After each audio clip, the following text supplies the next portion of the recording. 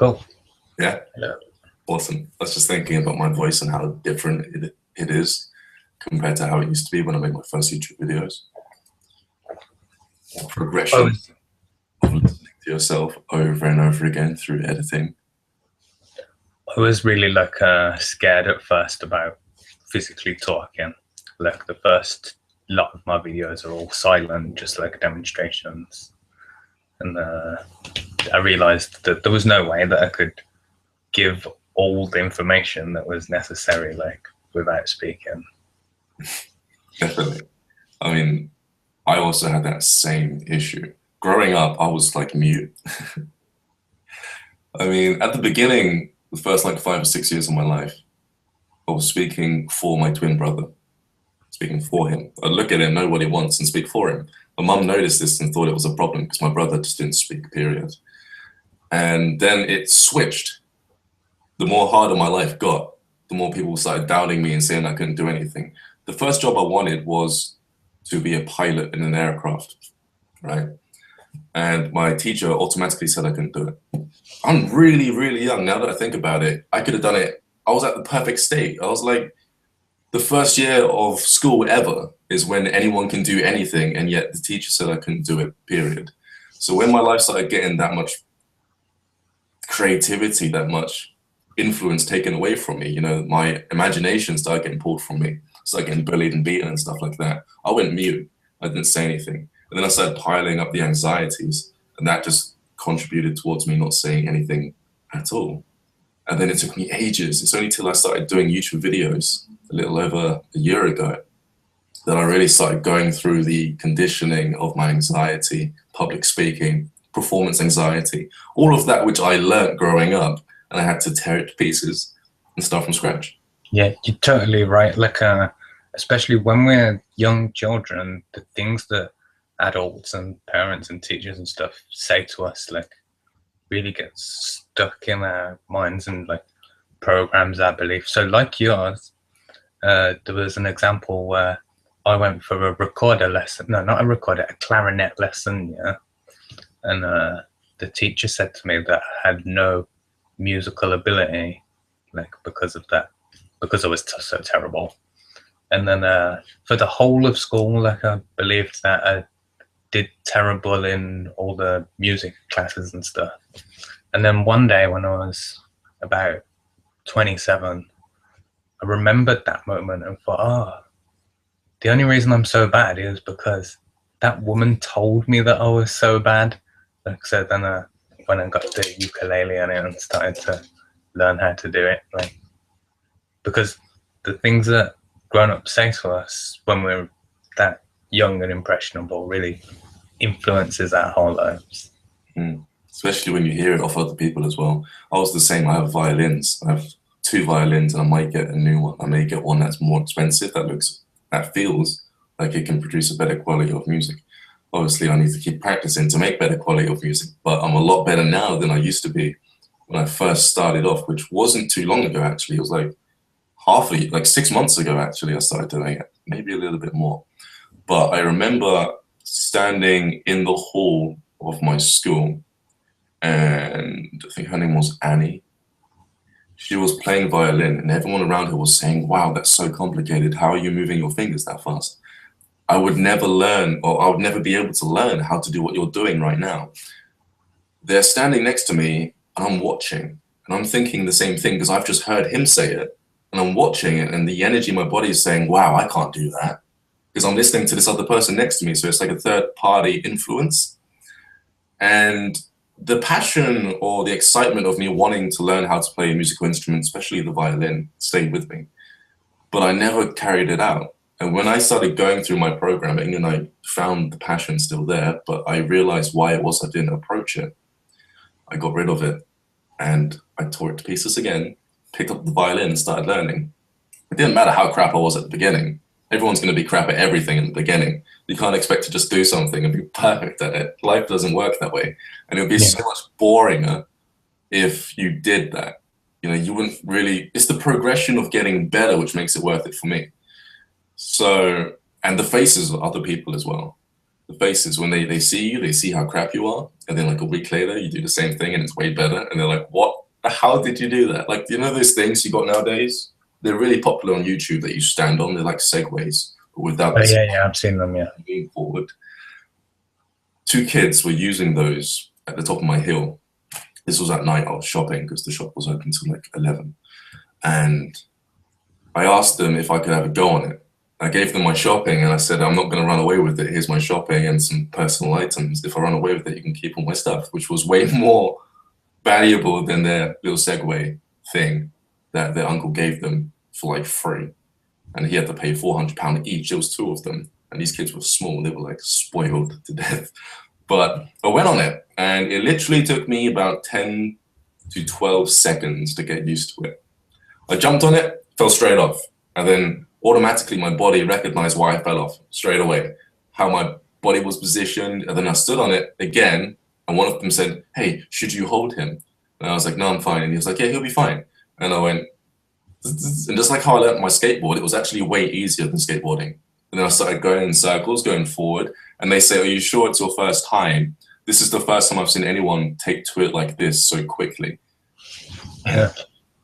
I've been on a Segway, like the traditional one with the traditional Segway, like it's like there's an old time one, and I was surprised by how instinctive it was, like to use, like that you don't even feel like you're moving. It feels like it runs on thought intention, like you think I want to go forwards and it just goes forwards. Like obviously there's small like micro movements that you're doing and redistribution of weight and things like that, but it really feels like you're just saying go, and like it goes, like Yeah.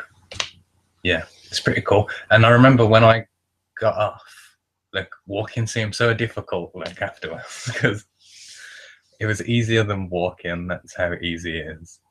Do you do any sort of sport that deals with your consciousness going into your body and the muscle memory and stuff like that? Not really. I have a BMX that I mess around on. I guess even that is enough. I mean, anything where your physical body, that subconscious attribute towards your movements are being exercised consciously, if you build that connection, you'll learn anything really easy. That's why I've always been good with my hands. And I did every sport in school, and I had to beat every record. Even though this was the quietest one and not the most populist, I just, not the most popular, I just paid attention and focused on what I was good at. And that was me using my body for like everything. So I did free running. And back then when I did it, it was called parkour. That was before everyone started showing off and just doing the flips just because, which actually is completely besides the point. You're supposed to do parkour to get to somewhere faster. If you start doing flips and everything, standing in one place, you're going to be late. It's like, what's the point? But that really did open, you know what, I just realized something. My entire life, I've been addicted to consciousness. It's like my passion. Understanding how the mind works, the subconscious body works, everything. So I'm actually in the right thing that I'm doing right now with my life. It's like, you know, there's moments where you know you're doing the right thing and you don't need to be anywhere because right now in the moment you're doing exactly what you need to be doing. That's the reason why you're here, kind of thing. It feels really good. I wonder how many people have experienced that in their life. Well, I'm guessing it's not that many, that most people are in the opposite situation where they're slogging away at whatever horrible job they have, thinking this isn't where I'm supposed to be, this isn't what I'm supposed to be doing, this isn't what I wanted to do with my life. Like, and people are stuck in that situation. And to get from that situation of being like isolated and away and stuck doing something that you hate to like this and doing something that you actually want to do can be a really scary like proposition for people, because you know one of the good things about doing something that you hate is that you get the security of knowing that you're going to have your bills paid and all of those things. But people need to be brave and take the leap forward to do the thing that they want to do. And they're held back by that programming that we talked about, because people say to them, oh, you won't be able to do that, or that's a crap idea, that will fail. Like, people just need to fuck off those ideas and just go for it. Definitely. I mean, they're literally projecting their own insecurities onto other people. And when you do that, people don't realize consciousness will take the structure of anything that a vibrational frequency is shooting towards. You know, if somebody, even if it's a physical abuse or it's you seeing something physically happening, if you see someone get traumatized, that's vibration, that's light, that's frequency, or that's an image in front of you. You know, that's being created by light bending. And that can have an impact on how you're growing up.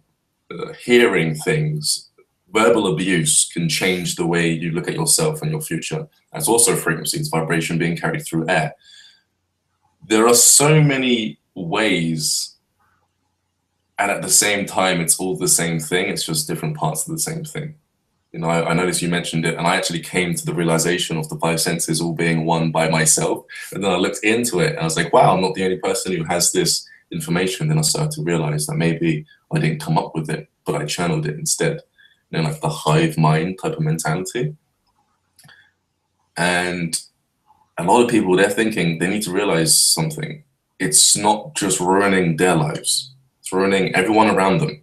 It goes for habits if they're trying to eat healthy, but they're just not, especially if you're in a relationship and only one person's eating healthy and the other person is watching them eat healthy, and it's making them feel more bad about themselves because they're seeing in front of them someone who's reaching the potential of being able to make the decisions, the responsible decisions to eat healthy. And then all their stuff comes up because they want to do the same thing, but all their stuff comes up. They're saying, why can't I do that? Oh, but I love it so much. And they're really confused. They really believe that second voice inside their head that's telling them that it's, you know, it tastes better, so I'm going to tell you to keep eating. It's like, yeah, it does taste better. And you start eating more Chinese food and it's like stuff in your face. But then if you were to listen to your inner voice, which again exists in the body, the subconscious is in the body. So when you get into movement and everything, that's how you're really going to start expanding your consciousness. But you've got like two brains, and the one in your stomach is like turned off because everyone's numb to it because they eat so much crap. It's like that notion where you put a frog inside a pan of hot water and you slowly heat it up, and then it doesn't notice, and then it will die because it's being conditioned and it's going numb. Whereas if you were to put a frog straight into a boiling hot water, jump straight out, you know, obviously if it was heated up, it would die. But what I'm saying is the physical body, it does the same thing, and people are ignoring it. And it's like they literally think if it was that simple, they would know, you know?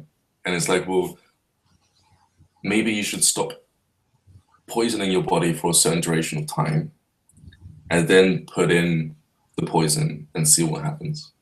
You know? Like, I'm a good example of it. Like, I didn't realize until my mid-20s that constantly my body was sending me information. Like, so I recognized pain and hunger, and that was pretty much it. Like, I didn't realize that there was so many other signals that was being sent, and different types of pain, like, and, you know, different aches and all this kind of stuff that I was just completely oblivious to. So, like, a good example is, like, I had a cough once, and my wife said, like, is it a chesty cough or a tickly cough? That kind of, I was like, I didn't even know that there was like other kinds of coughs. Like, they're just coughs. Like, so in that example, you're receiving information telling you which area is bad. Like, is it a chest like problem or a like throat problem? But I was just oblivious to that before, and my body was trying to tell me, like, to say this is the area like to focus on to fix. Do you think it's because of school? Because if they're back in school, we're taught to use our brain all the time. We're always up here, so it's stopping us from going down. I'm definitely a more brain-focused person. Like, I'm constantly living here, rather than in the physical world. Like I always have at least one foot in here, like constantly analyzing and chattering away to myself, like It's very interesting. about everything. I do meditations, and the only time I've experienced sleep paralysis is when I do a meditation where I take all the energy, all the information in the cells in the nervous system, and I move it into one area of the body. I then go to get up, I'm not moving. Because everything that's in the body that tells your body to move is in one location. And I do other meditations. The reason why I'm messing up my speech and everything is because at my house, it's really annoying. There's so much noise. And I've learned the art of breaking through on purpose. So I can lay down and forget how to speak, forget that I have a brother, forget the noise that's going on, forget the fact that the word noise even exists, English, everything, even who I am, how I look, all of it. And I've been doing that constantly, and it's really annoying because now I'm starting to see the effect it's having when I try to come back. Still part of me stays completely erased. So I need to balance that properly. I need to start doing some more meditations so that I can start remembering how to speak the way I was speaking before I discovered how to break through. You know, because it's just, it sounds, and at the same time, it's not like you're less intelligent or anything. You're just choosing to put your direction of focus in a certain way of being where you're completely out of 3D. You're out of the world completely. Most people 1 foot in, 1 foot out.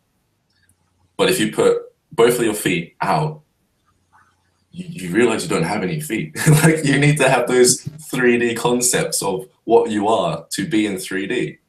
And through breaking through, my consciousness has impacted how I'm speaking, even how I communicate to people, I've noticed. So today, within these 2 weeks I've got on my own, I'm going to start bringing that human side back out of me. And I can put both my feet in 3D and ground in 3D, in verbal communication, in empathy and everything that makes a person human. And I don't have to leave the house and bump into people, because that's when my frequency drops. When I put both my feet into 3D and then I bump into people, I'm more susceptible to influence. I'm easier to annoy. My mood goes down a lot quicker. And first, it's a draining effect. They have to drain me first. And the way they do that is by doing things that I don't agree with. So they do the things that I'm the opposite of. And I notice it, I'm aware of it, and I don't let it bother me, but it still pulls on my energy. And it keeps pulling and it keeps pulling until after a certain amount of time, I'm at a level of consciousness where I'm easily influenced into being annoyed. And that's when I get triggered. And when I get triggered, that's when I start to create blockages. And then it's like you're going down into these levels of consciousness till you get to the point where you're just 3D, which is annoying. But there is a way of doing transcendental meditation where you can be at the bottom, but at the same time you have aspects of being at the top. So your consciousness is like trickled down rather than you just dropping, which is really cool because that's like your ladder to get back up, you know.